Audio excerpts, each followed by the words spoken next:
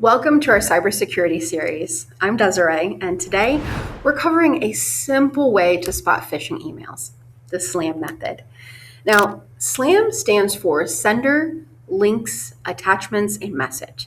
It's 4 quick checks to help you keep yourself safe. So, first, check the sender. Phishers often use email addresses that look legitimate but have small changes. Next, review the link.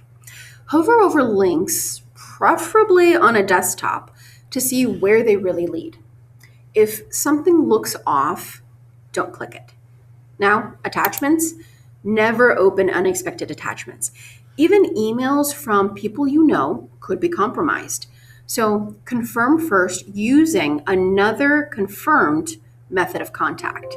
And finally, read the message. Poor grammar, spelling errors, or urgency are common red flags. And with AI these days, a perfectly written email might need extra scrutiny. So using the SLAM method, it can help greatly reduce your risk of falling victim to these phishing scams. As always, pause and verify before you act.